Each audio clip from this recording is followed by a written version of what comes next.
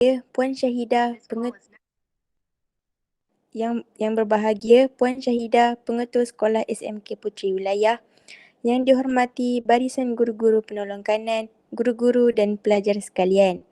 Kita akan hadiahkan bacaan Yasin kita pada malam ini kepada baginda Nabi Muhammad SAW serta para sahabat, kepada seluruh umat Islam yang telah meninggal dunia, kepada mereka yang sedang berjuang dengan penyakit COVID-19 serta kepada seluruh warga SMK Puteri Wilayah. Jadi hadirin hadirat juga boleh niatkan bacaan Yasin ini kepada mereka yang kalian hajatkan, insya-Allah. Dengan ini, saya menjemput saudari Syafiah untuk memimpin bacaan Yasin kita pada malam ini.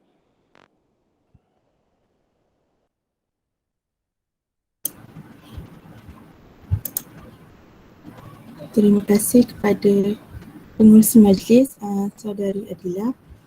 Baiklah, sebelum kita mulakan bacaan Yasin, kita akan berselawat sebanyak 11 kali. Allahumma salli ala Sayyidina Muhammad wa ala ali Sayyidina Muhammad.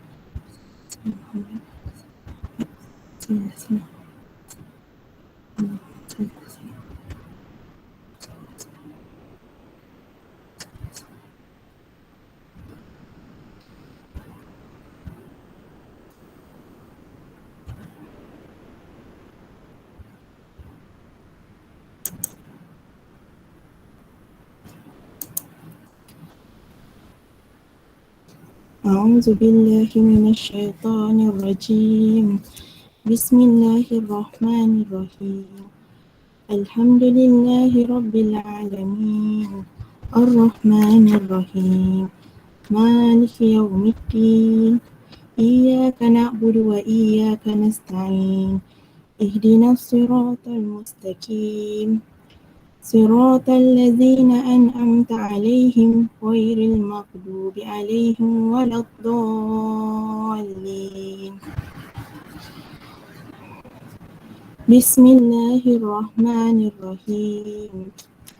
ياسين والقرآن الحكيم إنك لمن المرسلين على صراط مستقيم تنزيل العزيز الرحيم لتنذر قوما ما أنذر آباؤهم فهم غافلون لقد حق القول على أكثرهم فهم لا يؤمنون إنا جعلنا في أعناقهم أغلالا فهي إلى الأذقان فهم مقمحون وجعلنا من بين أيديهم سدا ومن خلفهم سدا فأغشيناهم فهم لا يبصرون وسواء عليهم أأنذرتهم أم لم تنذرهم لا يؤمنون إنما تنذر من اتبع الذكر وخشي الرحمن بالغيب فبشره بمغفرة وأجر كريم إنا نحن نحيي الموتى ونكتب ما قدموا وآثارهم وكل شيء أحصيناه في إمام مبين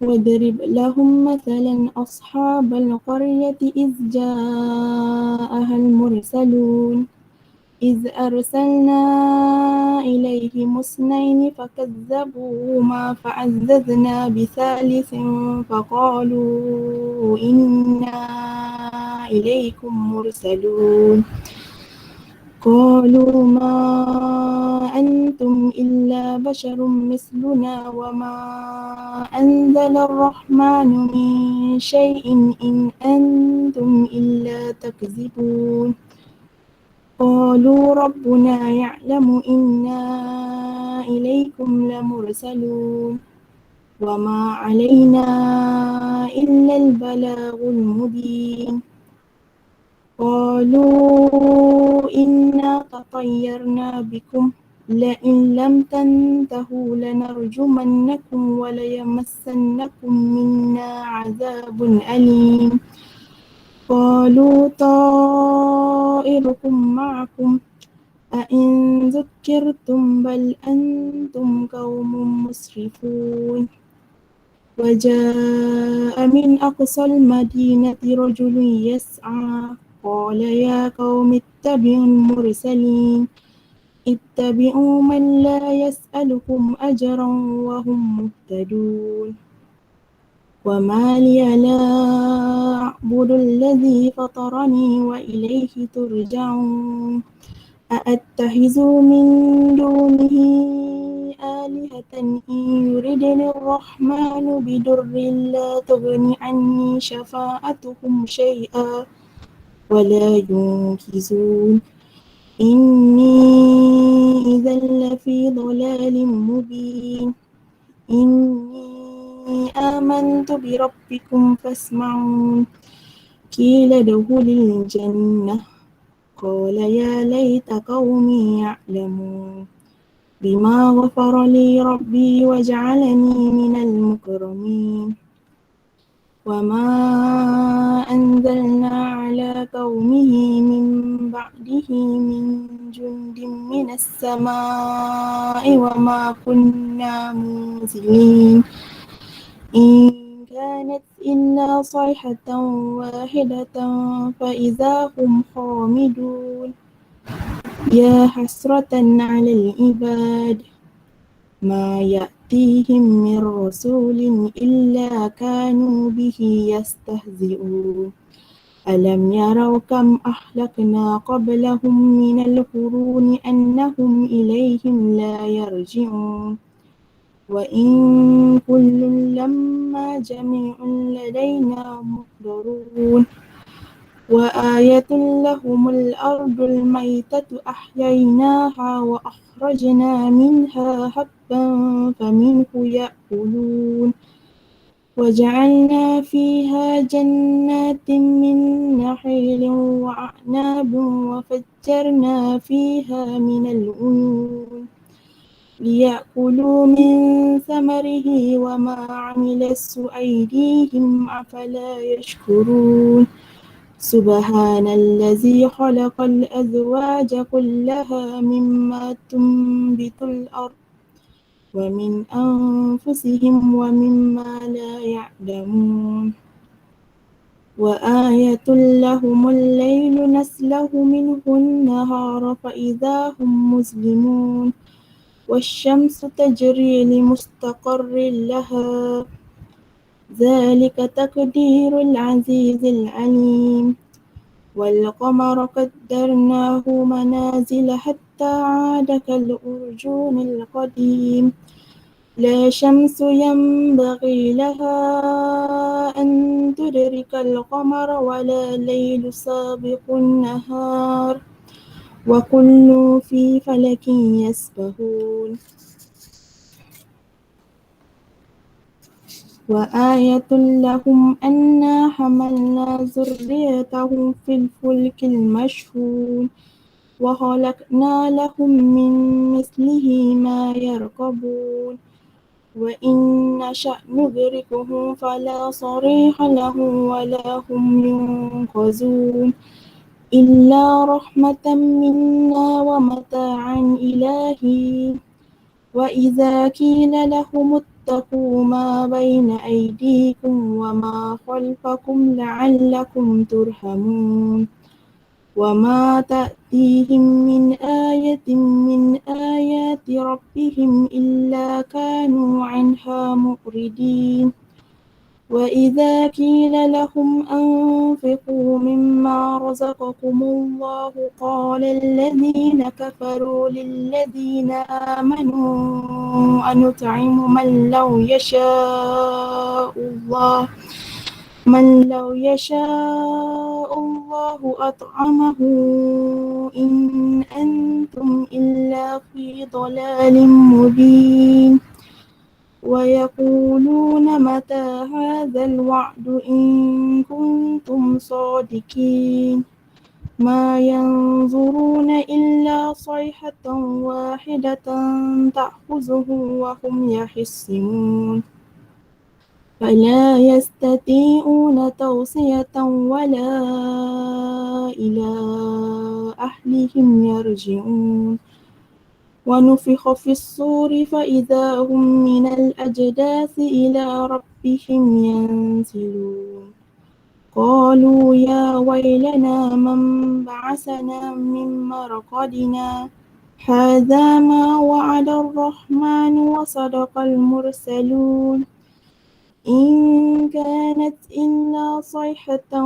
واحدة فإذا هم جميع لدينا محضرون واليوم لا تظلم نفس شيئا ولا تجزون إلا ما كنتم تعملون إن أصحاب الجنة اليوم في شغل فاكهون هم وأزواجهم في ظلال على الأرائك متكئون لهم فيها فاكهة ولهم ما يدعون سلام قولا من رب رحيم وامتازوا اليوم أيها المجرمون ألم أعهد إليكم يا بني آدم أن لا تعبدوا الشيطان إنه لكم عدو مبين وأن اعبدوني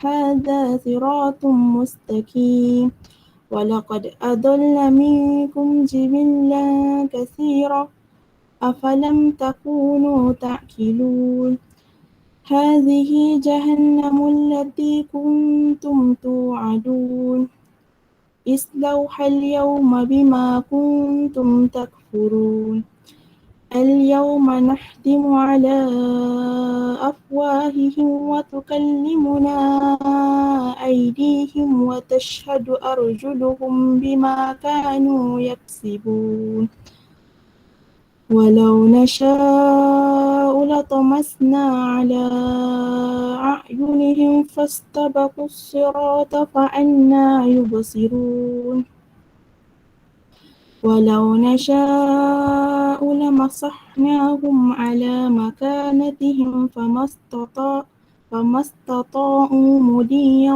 ولا يرجعون ومن نعمره ننكسه في الخلق أفلا يعقلون وما علمناه شعرا وما ينبغي له إن هو إلا ذكر وقرآن مبين لينذر من كان حيا ويحق القول على الكافرين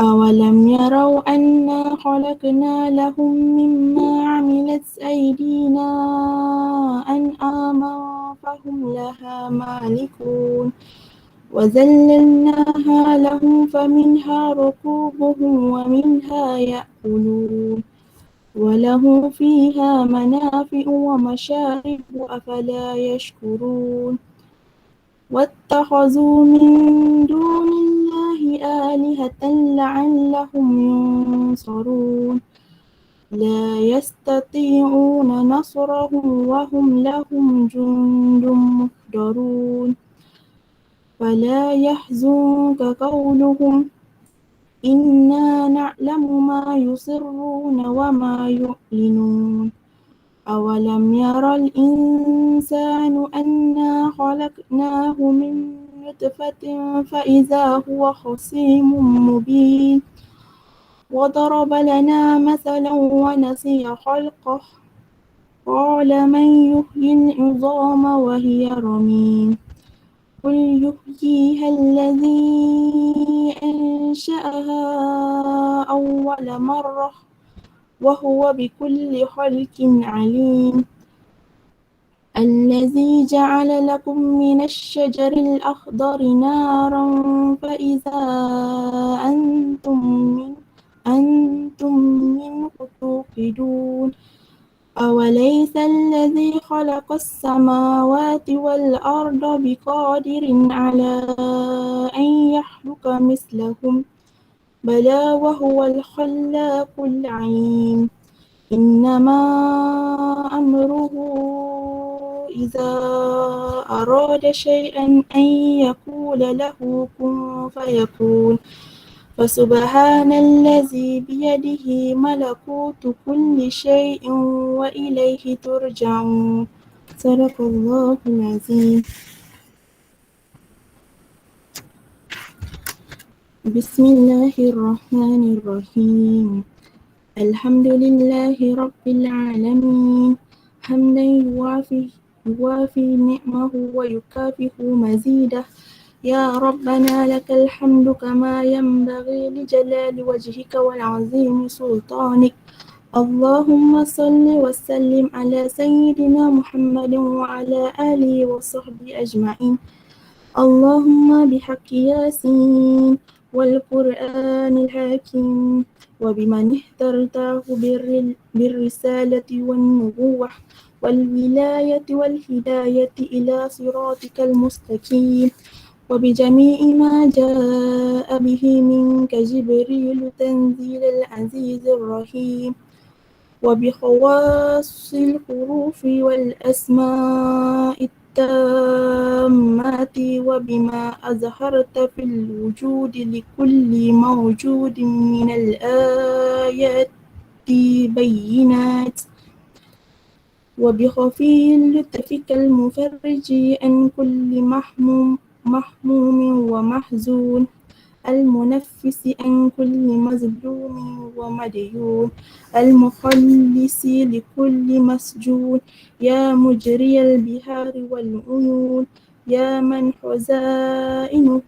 بين الكاف والنون وعلم بما كان قبل أن يكون ونسألك اللهم أن تسلك بنا جادة رضاك وأن تجعلنا أهلا ومحلا لسعادتك وغناك وأن تيسر لنا جميع المرادات والمطالب وأن تجعل كل منا بين عبادك في كل حال الظافر الغليب وأن لا تحوج أحدا منا إلى أحد من خلقك في أمر رزقي وأن تربط على الألسنة متفوهين بالمكروه في حقه وأن تقرنا حركاتنا بتوفيق وأن تجعل رضاك إن خير مصاحب لنا ورفيق وأن تتحفنا بالجلالة والمهابة وأن تمن علينا بسرعة الإجابة استجب اللهم دعاءنا وحكي فيك رجاءنا وأدخلنا في حرز لطفك المصون بسر قولك الحق إنما أمره إذا أراد شيئا أن يقول له كن فيكون فسبحان الذي بيده ملكوت كل شيء وإليه ترجعون سبحان المنفس عن كل مغموم سبحان المنفس عن كل مديون سبحان من أمره بين الكاف والنون سبحان من إذا أراد شيئا أن يقول له كن فيكون يا مفرج الهموم يا مفرج الفرج يا مفرج الفرج فرج عنا همومنا يا حي يا قيوم يا ذا الجلال والإكرام وصلى الله على سيدنا محمد وعلى آله وصحبه وسلم والحمد لله رب العالمين.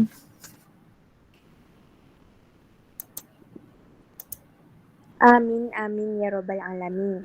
Dengan ini, mari kita meneruskan majlis kita dengan tazkirah ringkas pada malam ini. Dengan ini, saya menjemput saudari Nafisa dan saudari Kasma untuk membincangkan topik mengenai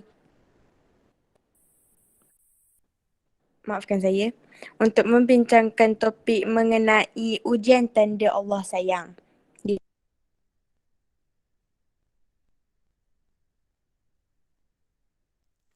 Assalamualaikum warahmatullahi wabarakatuh. Terima kasih kepada pengerusi majlis kita pada hari ini dan terima kasih juga kepada semua yang hadirkan diri pada majlis kita pada malam ini. Baiklah, hari ini saya dan saudari Nafisa akan berkongsi, memberi perkongsian tentang ujian tanda Allah sayang. Dunia ni mesti ada ujian. Kerana dunia ini ialah alam ujian. Tak kiralah kita ni pangkat atau darjat apa sekalipun, kita akan menghadapi ujian tersebut. Tak kisahlah kita ni pangkat menteri ke, kita ni pangkat raja ke, kita akan dapat juga ujian yang diturunkan oleh Allah Subhanahu Wa Taala. Kerana apa? Kerana alam semesta ini ialah alam ujian, alam masalah yang mana untuk Allah nilai, untuk Allah lihat, untuk berikan pahala kepada kita di setiap ujian yang telah diberi olehnya. Di setiap ujian yang diberi olehnya kepada kita. Jadi Allah akan nilai dari segi apa? Allah akan nilai dari segi ketakwaan iman kita, ketabahan kita dan kesabaran kita dalam menempuh ujian yang diturunkan olehnya. Seperti mana Allah berfirman dalam surah Al-Baqarah ayat 286. A'udzu billahi minasyaitonir rajim. La yukallifullahu nafsan illa wus'aha. Maksudnya, Allah tidak memberati seseorang melainkan yang terdaya olehnya. Okey, daripada ayat ini kita dapat lihat Allah turunkan ujian kepada hamba-Nya yang semampu. Maksudnya apa yang hamba-Nya mampu, seperti hamba-Nya mampu harungi, mampu tandingi dan mampu hadapi ujian ini.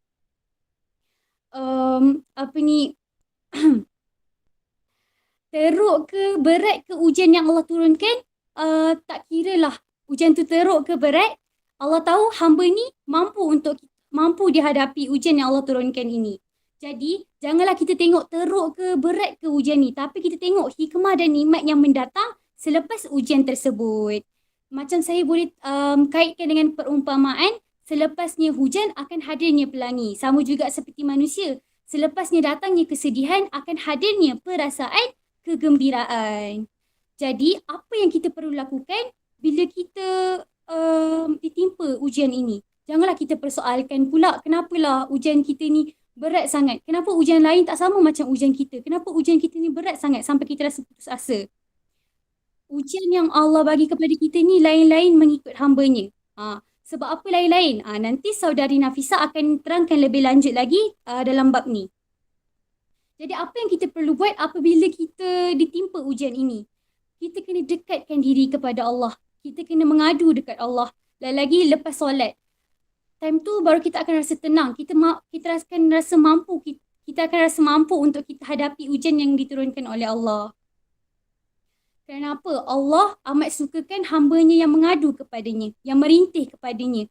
Yang mengadu dan meminta pertolongan kepadanya. Allah amat suka hamba-Nya. Jadi apa yang saya boleh cakap, kita perlulah yakin dan bersangka baik kepada Allah.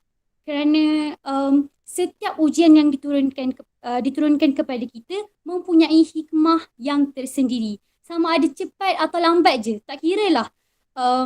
Contoh kita tak dapat dekat dunia. InsyaAllah dekat akhirat nanti berganda kita dapat. Berlipat ganda kita dapat nikmat yang Allah akan bagi.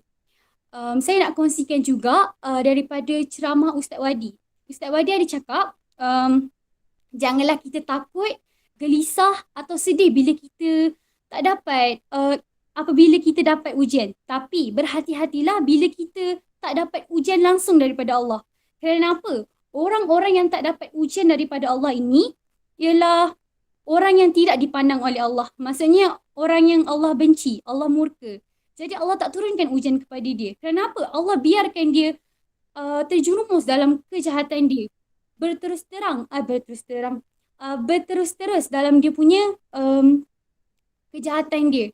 Jadi bila Allah tak turunkan ujian tu, dia tak ada rasa kesedaran, dia tak ada rasa nak taubat, dia tak ada rasa sedar dalam diri dia dan yang dia patut bertaubat kepada Allah. Jadi orang yang seperti ini akan diazab di akhirat kelak. Baiklah.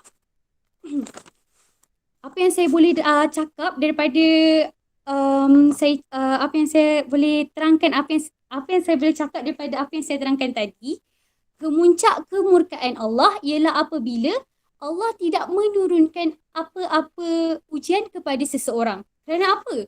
Macam kita tahu, ujian ni ialah tanda ingatan. tanda sayang Allah, tanda rindu Allah kepada kita. Jadi, kita kena ingat bila Allah turunkan ujian kepada kita itu, tanda Allah sayang kepada kita. Tanda Allah ingat kepada kita, tanda Allah kasih kepada kita. Jadi janganlah kita mempersoalkan atau berputus asa. Sebaliknya, apa yang kita perlu buat? Kita perlu dekatkan diri dengan Allah dengan cara memperbanyakkan amal ibadah, mendekatkan diri dengan Allah, kita banyakkan berselawat, mendirikan solat dan macam-macam lagi amal ibadah. Akhir sekali, apa yang saya dapat simpulkan daripada apa yang kita bincangkan tadi, setiap ujian ini pasti ada hikmah dan nikmatnya yang tersendiri. Sama ada cepat atau lambat. Kita kena mempersiapkan dan memperkuatkan lagi ketakwaan iman kita, kesabaran kita dan ketabahan pada diri kita. InsyaAllah kita boleh menghadapi ujian yang diturunkan oleh Allah dengan tenang je. Kita rasa macam tak ada apa-apa pun yang berlaku. Ada rasa bebanan ujian tu, tapi bila kita mengadu dekat Allah ni, kita punya bebanan tu rasa kurang. Kita boleh hidup dengan biasa je. Jadi, sekaligus apa yang kita dapat, kita akan dapat menjadi hamba yang taat kepada Allah dan bersyukur serta hamba yang sabar. Itu sahaja daripada saya. Saya serahkan majlis kepada saudari Nafisa untuk berkongsi lebih lanjut tentang tajuk kita pada hari ini. Terima kasih kepada saudari Kasma. Okey, jadi pertama sekali, bila kita bercakap pasal ujian kan, ujian ni dia berbeza-beza. Bukan semua orang sama ujian dia. Contohnya, contoh saya hadapi ujian ni, mungkin para penonton tak pernah hadapi ujian tu. Dan mungkin apa yang para penonton pernah hadapi ujian tu, saya tak pernah hadapi.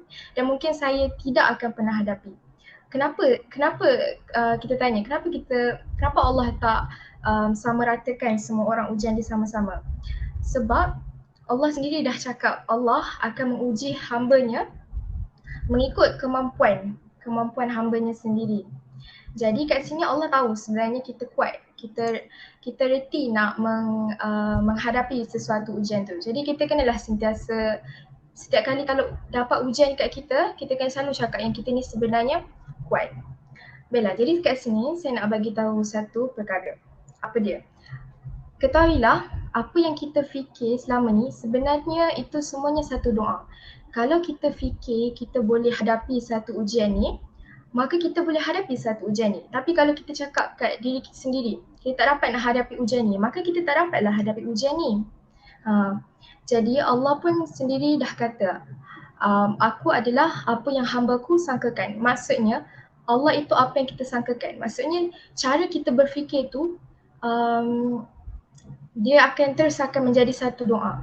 Jadi kalau kita cakap kita tak boleh nak menghadapi ujian ni, jadi secara tidak langsung dia akan menjadi doa. Dan paling kritikal kalau Allah sendiri dah memperkenankan permintaan tu, na'udzubillah. Jadi di sini saya ingin berkongsi 4 peringkat ujian. Kenapa? Sebab kenapa Allah menurunkan ujian ni kepada kita. Baiklah, pertama sekali Allah nak uji kita sebab Allah nak menaikkan darjat kita. Yang kedua, Allah nak uji kita sebab Allah nak bimbing hati kita. Yang ketiga, Allah nak uji kita sebab Allah nak hapuskan dosa kita. Dan yang keempat, Allah nak uji kita sebab Allah nak menghukum dan sayang kita. Jadi mari kita lihat satu persatu. Jadi pertama sekali, Allah nak uji kita sebab nak menaikkan darjat kita. Okey. Darjat di sisi Allah ni kita tak boleh nampak. Kalau orang tu redha, dia bersabar dengan setiap ujian yang dihadapi, Allah akan menaikkan darjat dia di sisi Allah. Kita tak boleh nampak dengan mata kasar. Dia bukan macam darjat kebesaran raja, kita tak boleh nampak. Tapi kita boleh lihat kesan dia melalui mata. Contohnya, orang ni dia sangat bersabar, dia sangat redha dengan setiap ujian yang dihadapi olehnya kan. Jadi masyarakat boleh nampak dia ni seorang yang tenang, sangat senang untuk menyelesaikan masalah dia dengan sangat tersusun, dia suka senyum dan dia sangat tidak mengeluh. Tapi kalau orang tu dia jenis tak reda, tak sabar, masyarakat sendiri akan nampak dia ni serba tidak kena, suka memaki hamun dan suka menyalahkan orang lain. Jadi di situlah Allah ingin menaikkan darjat kita. Jadi yang kedua, Allah ingin membimbing hati kita. Okey. Mesti kita tertanya-tanya, kenapa hati? Sebab apa? Sebab perasaan sedih, kecewa, marah tu semua datang daripada mana? Daripada hati kan? Jadi bila Allah dah membimbing hati kita, secara tidak langsung Allah dah akan tukar kita punya mindset, Allah dah akan tukar kita punya cara kita berfikir, idea kita, supaya kita dapat mencari jalan keluar. Contohnya kita ada masalah kewangan, maka Allah akan bimbing hati kita untuk cari punca kewangan. Kalau kita ada masalah keluarga, Allah akan cari jalan keluar dalam masalah keluarga kita.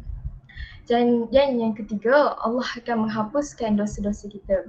Seperti yang kita tahu, kita ni hanyalah hamba Allah yang biasa. Kita ada banyak sangat dosa. Kadang tu Allah sendiri dah tegur kita dengan cara yang lembut. Tapi kita buat tak tahu, kita degil, kita ingkar. Jadi sampailah Allah turunkan ujian. Bila Allah turunkan ujian ni, maksudnya Allah nak tegur tapi dengan cara yang tegas. Bila Allah turunkan ujian yang berat kepada kita, nampak tak? Baru kita nak cari Allah, baru kita nak betul-betul berubah. Sebab itulah Allah ingin menurunkan ujian ni. Dan yang terakhir sekali, Allah ingin menguji kita sebab Allah ingin menghukum. Jadi kenapa, mesti ramai yang tanya, kenapa kalau sayang, kenapa kena hukum? Sebenarnya konsep sayangkan sesuatu tidak boleh menghukum, konsep tu sangat salah. Okey, saya bagi contoh.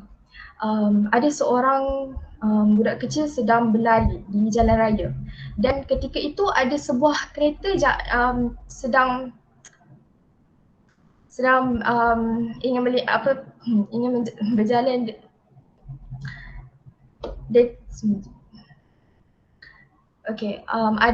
ada seorang budak kecil sedang ingin melintas jalan di tengah berlari dekat jalan raya.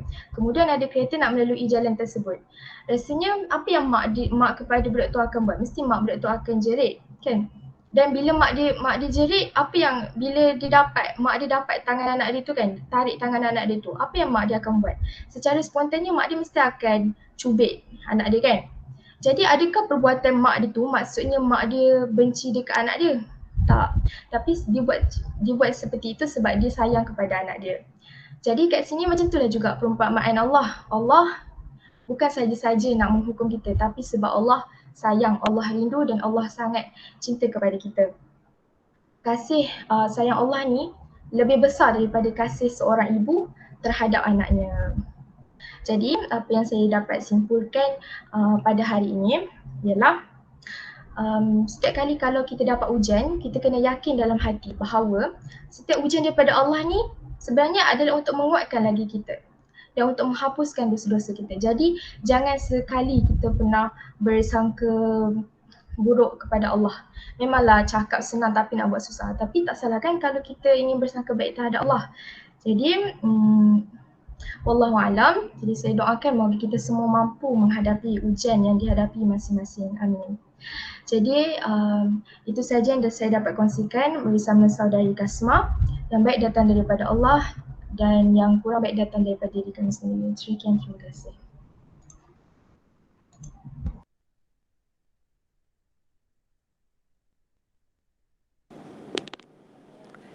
Alhamdulillah, terima kasih kepada saudari Kasma dan saudari Nafisa atas perkongsian yang menarik itu tadi. Diharapkan kita sama-sama dapat muhasabah diri untuk menjadi seorang Muslim yang sejati. InsyaAllah. Jadi sebelum mengakhiri majlis kita pada minggu ini, marilah kita membacakan doa Rabitah bersama-sama.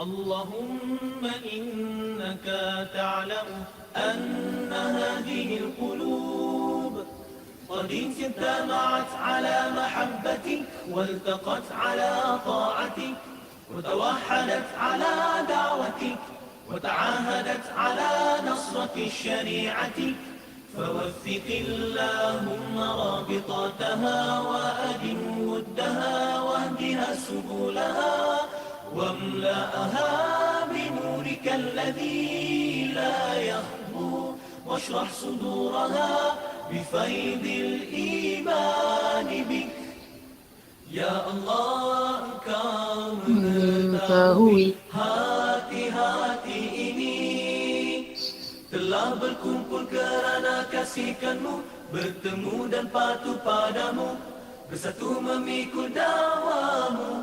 Hati-hati ini telah berjanji setia, mendaulat dan menyokong syariat-Mu, maka eratkanlah akan ikatannya. Kekalkan kemesraan hati ini, tunjukkan ia jalan yang sebenar. Limpahkan dengan cahaya Rabbani-Mu yang tak pernah padam, dan lapangkan dengan iman.